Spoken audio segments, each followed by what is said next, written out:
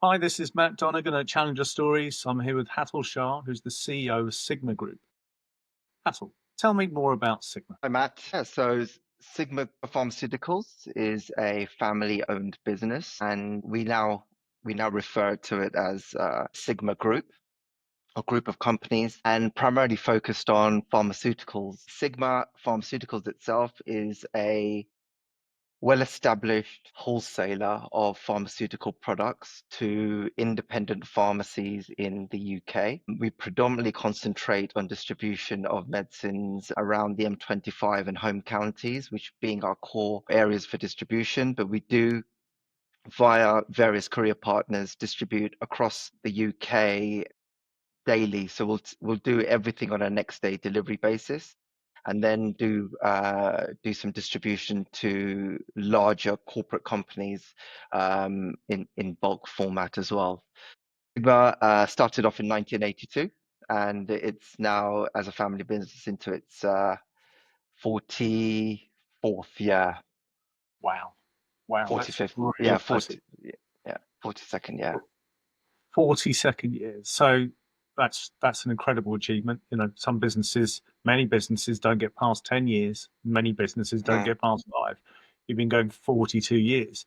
Now, I think it'd be fair to say that when your family started the business, it didn't look anything like it does now. I mean, Sigma Group has grown and grown, hugely successful. I see your vehicles around quite a lot, actually. That I really notice them now. And tell me about that journey. Tell me about how the business started in the first place, and then if you could go on and tell me about your role. You've really moved the company forward recently, haven't you? Sure.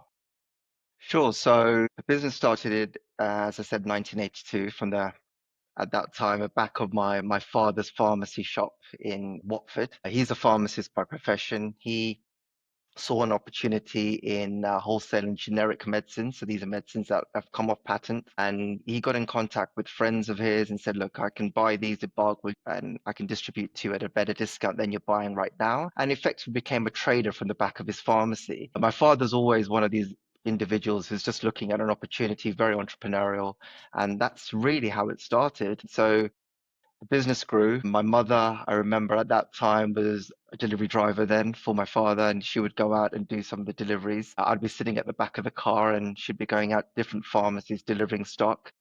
And as the business grew, they found a small warehouse unit just down the road from where we are now. And my uncle joined, my dad's next brother, who's an accountant by profession. So it was fantastic having a pharmacist with all the intelligence around the medicine, and then you have an accountant who's doing the books and making sure cash flow is as it should be. And they then just started two brothers in this family business in probably about by 1984 they were ready to move to a larger unit, which is just next door to where we are. The 95 they moved, and the business has just grown. My aunt joined in, helped out, and then staff grew, and the business has just grown with God's blessings and real hard work, sheer determination. Two brothers grew, and then in 1989 my youngest uncle, my father's youngest brother, joined. He came over from Kenya, which are where the roots of the family are from, and joined his two older brothers, and they then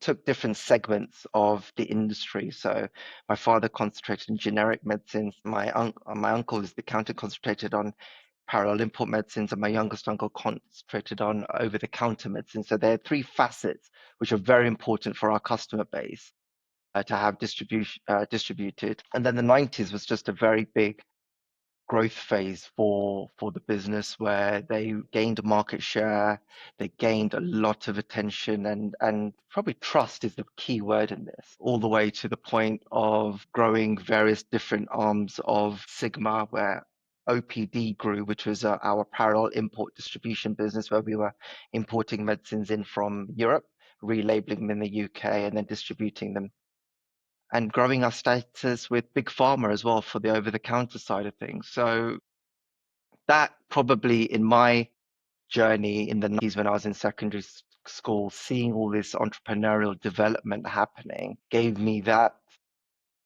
passion to go and pursue a career in pharmacy as well, because I knew that there was a amazing family business I could join, but also having the pharmacy knowledge as well as a professional degree that I could have as a backup to go and work in, gave me that kind of, well, it just strengthened my resolve to do pharmacy as a degree, which I went and studied. I did a master's in pharmacy in the late 90s. Okay. So you went through the entire. I mean, you watched it from close up and personal from when you were a small child right the way through school, and then am I Absolutely. right? You started your own business as well outside of the family. Is that right? Yes and no. So when I qualified as a pharmacist, we had an opportunity to buy a pharmacy in the town that I grew up in. And, a pharmacy comes up for sale. We didn't want to give this opportunity up. So with a good friend, we went into partnership. I was still finishing my final year of my qualification period, my registration period. And we purchased this pharmacy, and that led to a second one and a third one, all in the same town. My share or my ownership of that pharmacy was under the family umbrella. So I didn't really own shares, but I was working for the family in this business. So what that enabled us to do was to start diversifying away from wholesale. So Sigma was already there, set up, established as a wholesale business. We had OPD as a manufacturing import business.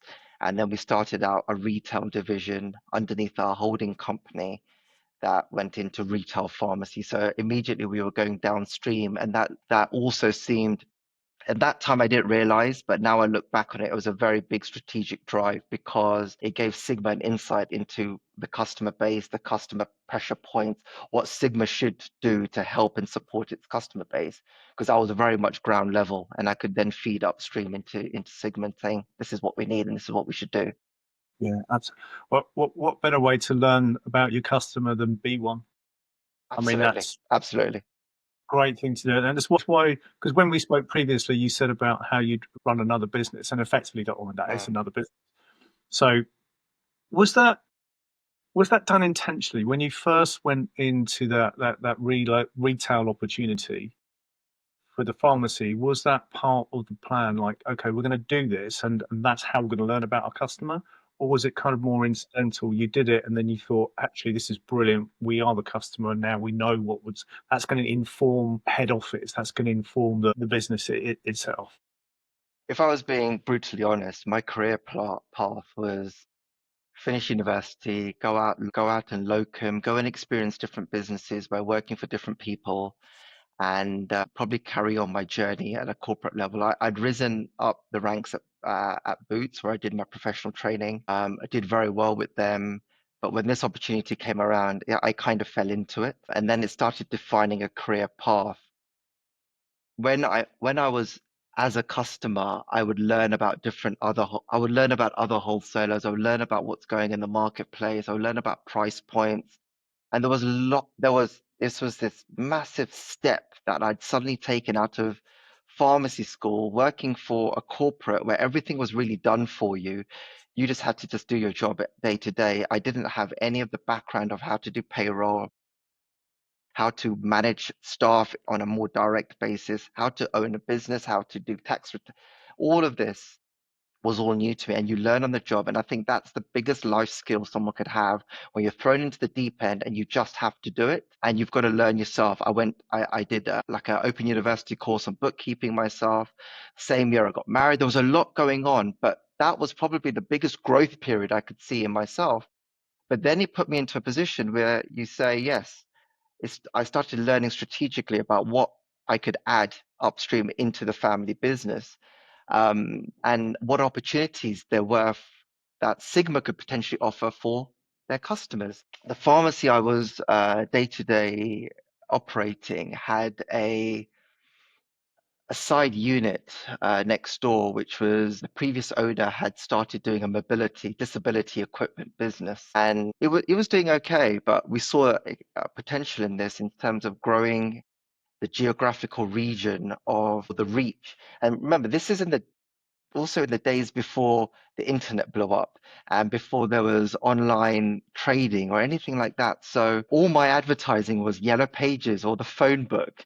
And it was very kind of intensive work and time intensive. But we saw an opportunity. I was having people coming over from probably 20-mile radius, 20, 30-mile radius to my pharmacy to buy wheelchairs, walkers, commodes, walking sticks. No one else did this. And the access was not as much for that marketplace. So I saw an opportunity where I spoke to my father and said, look, why doesn't Sigma distribute mobility equipment and give it as a different offering to pharmacies to get another revenue source? So we formed a business called Sig Mobility, which was effectively Sigma's arm in mobility business. And we would wholesale, we would hire and sell mobility equipment to pharmacies, Sigma customers through Sigma to give them an added revenue source. And through that gave me an inroad into the Department of Health, where they then put me in touch with social services. They introduced a voucher scheme, which then social workers would go out or carers would go out and be able to issue vouchers to people for independent living at home. And they would then go to a pharmacy, redeem these vouchers and redeem mobility equipment, which would all go through the Sigma supply chain. It was just an added avenue that was giving to pharmacy. And it was a good margin creator as well. But that was my first kind of real impetus into a startup. Yes, I had the comfort and reassurance of Sigma in the background, and the infrastructure was there. But creating a startup from nothing to give an added revenue source to a good 2,500 pharmacy customers of Sigma was probably a phenomenal kind of milestone for me. And through that, we created different divisions of Sigma. So there was a Sig Vet, a Sig Travel, a Sig Electric. We created all these little niches which were giving different benefits to our pharmacy customer that others couldn't. And it was all coming within a Sigma umbrella. And we started creating this really good, ethical, trusted brand around Sigma, moving to the next generation. So that was probably a good kind of entry point into doing something different outside the pharmacy market for Yeah, me. and and what a great education, because it some people would have said, okay, look, I'm going to go into the family business, but what you did instead is you had your own entrepreneurial spurt, if you like. You did something, you drove it, you learned how to do it, you learned the capabilities that you need in order to run a business, and you saw commercial opportunity, and then okay, that rolled back into the business at some point, but actually you took your entrepreneurial journey seriously in your own right, which is brilliant, because I roll forward to where you are now today, and Mhm. you're now the CEO of Sigma Group. That in itself, I mean, there's let's talk about the challenges around that, because this is a family business, and Mhm. family businesses can be hugely problematic, particularly when succession comes through. So, Mhm. talk to me a little bit about, or quite a lot actually, about the succession process that you've been going through. I think the succession process probably happened from about 2012 onwards for me. I, I mean, when I look at my pharmacy career, that started in 2003. So I was well into a pharmacy career with this, and then starting mobility and everything in the late noughties. And going into 2011, 2012, I was starting to think that I needed to spend more time in Sigma and learning more about the business, because my father and my uncles were going into the 60s, and there was always going to be a time where they would need to hand over the business, and it was important for me to start learning about what they do. So I started taking a bit more time out of the pharmacy, maybe 2 days a week in Sigma, and shadowing my father. What was the challenge? Probably the first challenge here, which any family business will go through, would be the founding generation or the elder generation not wanting to let go. And that was really hard because I was like in a candy shop. I wanted to do everything, wanted to get involved, wanted to learn this, wanted to attend everything. And the reins were put on, and I was told, no, wait, you learn this, start from the ground level. Now, ever since I was 16, in my holidays, I would come into Sigma, I would work in the warehouse, I'd stack shelves, I would clean, I would answer phone calls, I would do everything. That was something just my father was very grounded in that thing. So you start at the bottom and you learn everything that goes on. Because with that, you learn about people, you learn about equality, you learn about fairness. And those were skills now I look back on, I really value. But going in 2012, where the person I was supposed to be working with was my father, was tough because he was very dynamic. He was very energetic. He was involved everywhere. And his hours of working were so dynamic, you'd struggle to keep up. But what was the hardest part in this was attending meetings with big corporates and having to hold your own in there because they just did things differently. And you could see that the way Sigma was running and the way that these corporates run, very different. Sigma was run with its heart, very much customer focused and will do anything. And I wouldn't call it that there was no discipline within the business, but there was so much agility in the business that we could change direction anytime we wanted because the hierarchy was reasonably flat. So there weren't any loops to get through if you wanted to do something. So if my father wanted to make a change, instantly it's done. There was no real levels to go and fight through. But with that also create a lot of distractions in the business. You could see, okay, we're going to see, this is what we're doing for this year. Oh no, we're changing course. We're going to do this. Oh, we'll change course. We'll do this. And that can also be a danger in a business. And I couldn't get my head around it because the corporates did it one way and they stick to a plan and they're very rigid in how they analyze business opportunities. And when we go and pitch business to them, they'd look at it very analytically, where we look at it from an entrepreneurial perspective and say, we'll tackle it when the problem arises, if that makes sense. And that's what an entrepreneurial business would do. And that's what an entrepreneur would do because you don't look at problems, you look at solutions. Yeah. And between that period of 2012 and 2016, we also started another business in manufacturing because we've got goodwill built in Sigma. We've got a lot of our net assets were growing, everything was going well. But in terms of tangible asset value in the business, there wasn't anything. And we wanted to start thinking about creating a little bit of tangible asset within the balance sheet. So we looked at manufacturing and creating our own so manufacturing authorizations, so drug licenses, where we would go in, develop our own drug licenses and take them to market so they'll have a commercial value that you could tangibly trade if you wanted to as well, outside of wholesale trading. And we started off a manufacturing business, which is called RX Pharma Limited. And that was a journey in itself because of learning to set up a new business, working alongside my father, who was just an absolute entrepreneur and just would look at every opportunity going. But the struggle I found was trying to create discipline within an infrastructure of entrepreneurism. And it's the first time I found myself in a very gray area. As an individual myself, if you look at a color insights, I'm very blue. I like process, I like structure, I like organization. My father's very yellow and he looks at very blue sky and very entrepreneurial and he'd look at every opportunity with the glass half full.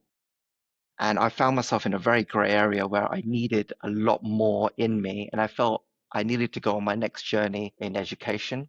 So I started an exec MBA in 2016, which I finished in 2018. And that period of growth in my own theoretical knowledge was probably the best education I could have had that set me up for my career. Because what that did was give me a theory behind any decision I made, still retaining the entrepreneurial element for my career. But I felt reassured, secure. I felt confident in the decisions I could make. And I felt really at an enhanced platform to take the business forward. May that be in a leadership role or not, but I felt really comfortable in my role that I knew what was right for us to going forward. So 2018 when I qualified, and I did this alongside my brother had started a few years before me, and he was probably the biggest motivation for me to do my MBA. And I relented because of family. I had a young family at the time and work and everything else going around. I said, no, I can't do this. I found excuses, but my wife backed me, supported me, and I did the MBA. And it's the best thing I ever did. And if anyone I could ever recommend within a family environment, if you ever get an opportunity to do this, it really helps, not just from a career perspective, but from a family perspective as well. So 2018, we're really part of a board at Sigma. So we were formally forming this board and an executive team in Sigma as a next gen. And for the first time, we introduced non-family members into our boardroom, which was a big move for us. And, I really pushed for a non-family member because I could see the benefits in all the theory I'd learnt out there. It was going to be something good for us going forward because we had three good founders, but they weren't there forever, and we needed to get more ammunition to the boardroom because the world was changing as well. There was a lot more regulation coming in. There's a lot more discipline needed, governance needed. So we were then independently interviewed in 2019 for roles within the executive team because there was very much a thought within the family and some members that everyone should be equal, everyone should have equal pay, fair roles, everyone should be co-CEOs in the business. But when we brought these independent advisors, almost like non-executives, but on a consultancy basis to come in and interview us, challenge us, rate us, and then advise the founders on who should take what role on based upon experience, based upon key skills, and just in personality as well. I was awarded the CEO role in 2019, which was a great honor for me. And at that point, I felt finally I feel rewarded, actually, not because I've been given a seat at the table, but because I've earned a seat at the table. And I've always in my life wanted to follow my father's footsteps, but probably 2019 was the first time I can actually think I was in constant conflict with my father because Interesting. And why was that? yeah, and not in a bad conflict like we would argue, but in terms of our decision making, because all my life I'd always gone with what my father wanted and what he said is the right thing to do, and we should always go with it because he is always right. Look at what he's done. He's created this amazing business with his brothers. They're always right, so never challenge them. But I would then bring a lot more theory into my decision making, a lot more process driven and thought provoked or data provoked decision making, which goes against an entrepreneurial gut instinct sometimes. And that's where we clash.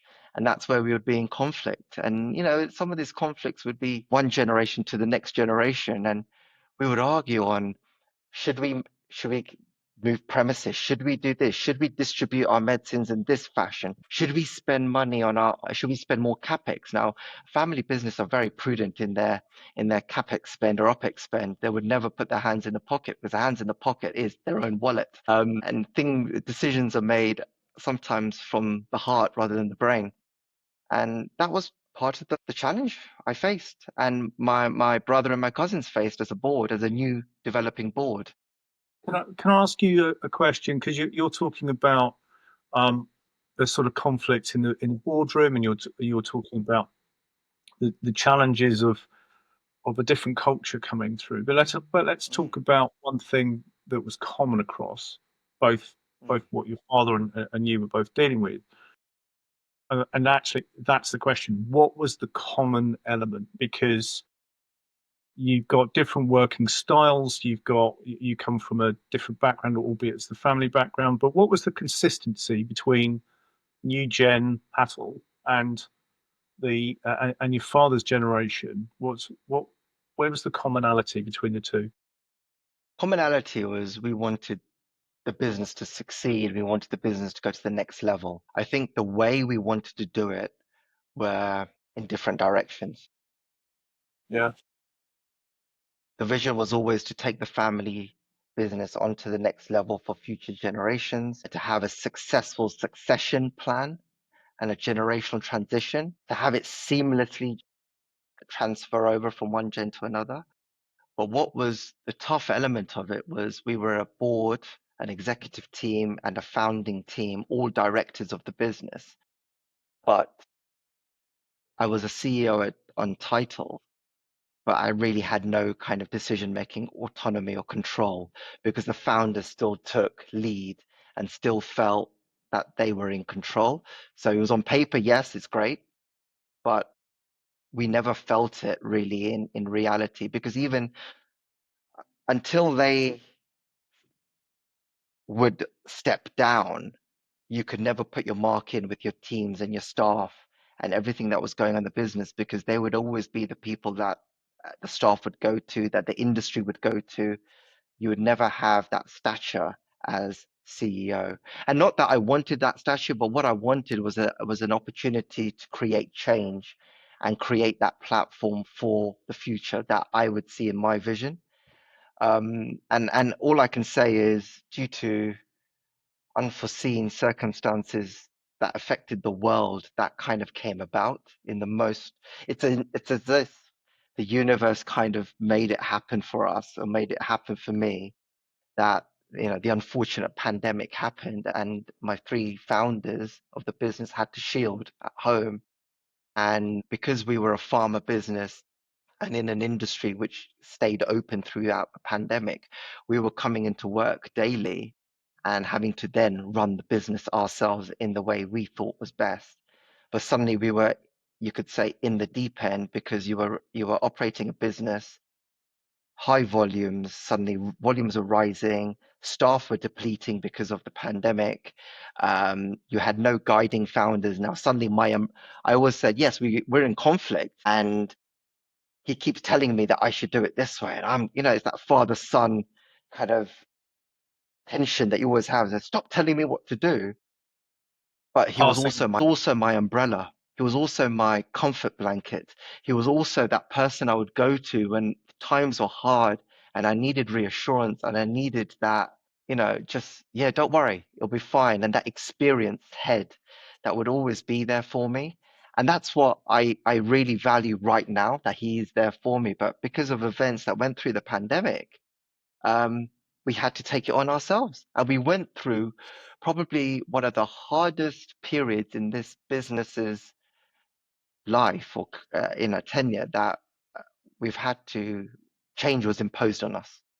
Yeah. Can I ask a question about that kind of passing of the baton? Mm. The question I've got around that is I work with a lot of CEOs, and one of the primary purpose, the primary function of a CEO is often vision, mission, culture, Mhm. direction, focus. If you were to just wrap everything up, there's the minutiae, but there is where the business is going, how it's going to get there, and how do we relay that vision and mission to the staff, to the team in entirety and its customers, and how you retain culture. Now you've had the baton change from your father to you. How have you managed to retain, or have you managed to retain the culture, or has the culture changed? Very good question. Elements of that have changed. And I think if you're writing, it's all iterative, it constantly evolves. But what's key, I think, is the family values.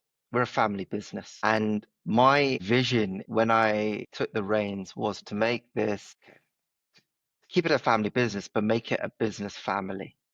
That makes sense. I wanted to ensure that the business is run by the best possible people that it can employ and retain in the business, not necessarily family, but family retain ownership and set the vision and tone and culture for the businesses, but it should be operated by the best possible people to take the business on to the next level. And with this, I think consistency is key, culture is key, courage to rethink the rules. The rule book in my life was always what the founders did, and always what they did was bond for us. But I needed to have courage to rethink this and do it in my way, or our way, as a next generation in the business. But to maintain that, we needed values. And we probably started thinking about, what are our values as a business, and what are the values of our founders that we wanted to keep as the foundation of the business going forward. And that was, we created six values. Customer first was key. Unity within business and across group. Transparency, integrity, evolution, simplicity. And by maintaining those kind of values that our founders lived by, we wanted to uphold those through to the next generation and the new kind of generation of staff that were in the business. Now that was very hard when you're trying to create a different culture in the business as well. One that's led through governance, because I would actually be honest enough to say I don't think there was any corporate or board governance, any corporate governance in the business. Rules were very flexible, and it was more like a family. We're a community rather than business. So that was a very hard thing to embed. And we're still going through that journey, 4 or 5 years on post starting this journey, we're still going through that. But I think we're probably 90% there.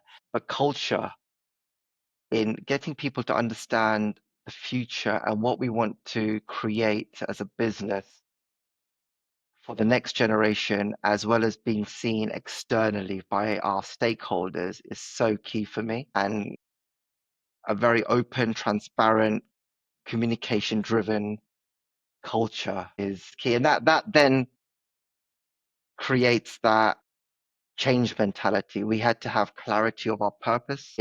I had to create a resilience under pressure because we had to make really difficult decisions on exiting legacy from the business. And that could be staff, processes, whatever founders had set up. And having those difficult discussions with our founders as well, because they were very proud of what they'd set. And I was kind of creating a disruption on that, unraveling teams. Tough, very, very tough. Hazel, can I ask a question about that change? What was the single biggest challenge that you currently face when it comes to that transition? Because it's really clear in this conversation that the transition wasn't a simple matter of just passing the baton. It's taken Yeah, years.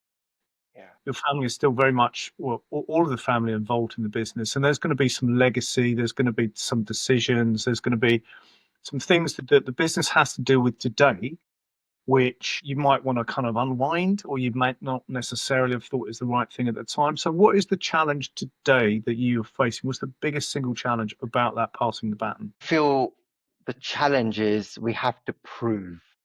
We've had to prove ourselves. It's very difficult. And I can understand if I was in my father and my uncle's position, they've built up a very successful business and passing down the baton and trusting someone with not only business, with cash, with a balance sheet, but with reputation. And I come from a background that we're very community driven. We have a very strong community presence, community devotion, and it creates that reputation. And that's itself creates pressure. So I think the biggest challenge is the resilience I've had to have working under the pressure of not only business pressure but under that family pressure to make sure that we can succeed, emulate what the previous generation have done. And with that challenge comes to keep batting away. No, we always did it this way. This way works. And implementing change and having resistance to change, not only from founders, but also from staff, being told, oh, your dad never did it this way. Your dad's a great man. The nepotism, all of that area is probably something I've had to deal with, which really creates those voices in your head. And you go home at night thinking, have you made the right call? Are you actually doing the right thing? Are you good enough? You really challenge yourself in those positions. Your self-confidence, you have a massive amount of imposter syndrome being suddenly just driven into your headspace. And you have to then suddenly work on yourself to be able to resist all that because you're not only facing business battles, you're facing those kind of emotional battles at the same time.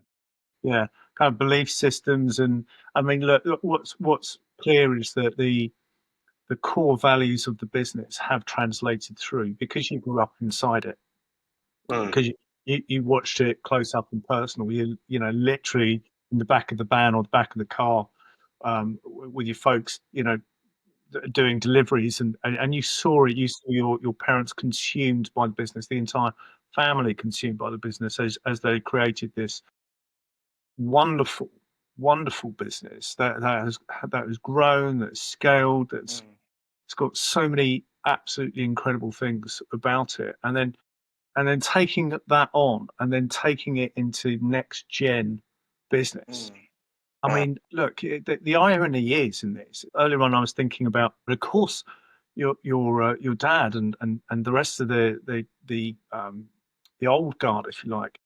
I was thinking, well, it's their baby. I can understand absolutely. why they're being so Absolutely. protective, but then also you are literally their baby. So there must be a lot of conflict in there for them when they're thinking, is he? I mean, they must know that you're doing the right thing or that you're doing it all for the right purpose. That you've got that common goal, you've got those common values. But I guess handing it over has got to be really tough. So yeah, I can really see that. Fascinating. I think yeah, that is a key challenge because you're constantly in your head, you're thinking, am I doing the right thing? Why? You ask yourself the five whys all the time. And that probably increased my own anxiety around the role, my own decision making. I probably doubted myself a lot more in the last few years than I've ever done in my life. But that when you read around the roles and you read around your decision making, that's perfectly normal. So it's just one of those because you're being challenged by external stakeholders from a business side, but it is that family balance because you're not only being challenged by your father, your own generation, but also by advisors to the family. Yeah, it's something that you've got to find a real deep rooted resilience to do, as well as then creating that work-life balance around to be there for a young family and everything else that goes around it. So it's been a lot of fun. It's been a big career jump navigating those paths. But if I look back on that period, challenging and full of learning. Hassel, it's been absolutely fascinating speaking with you today. I've got one last question, Hmm. and that is if you were going to do one thing differently in the last 3 years, say, um, what would that have been? In the last 3 years, Well, since you've taken over, since you've taken on that CEO mantle. yeah. So, taking over the CEO mantle, what I would do is probably strive faster for alignment because I think alignment within my team creates the ambition and it does create a more smoother journey. And I think having the right team, the right people alongside you makes the journey more enjoyable, less stressful. But when I say enjoyable, you're all on the same boat and you're rowing in the same direction at the same speed. So you know that old cliche and what makes your boat go faster. That's really what I feel we could because a lot of the times people on my team, I've made wrong decisions, employed wrong people, or I've elevated people to a role because I liked them or I thought they were good for the business. But now making decisions based upon fact and seeking external advice is what I'd probably tell myself back in 2019 and say, go with fact, go with strong leadership skills around you, which will then create and eliminate that legacy far faster for you to be on a faster growth plan. That is probably the biggest thing I tell myself. That's a great insight, actually, Atul, because when I think about all the advice that when I start working with a business, when I start working with the CEO, the very first thing we do is we do an alignment session. Is everybody facing the same direction? Are they pulling in the same direction? And when you have anything, when even someone's 5 degrees out from what the purpose of the business is, it makes an enormous difference. That's a great insight. That's a wonderful tip. Thank you for sharing that.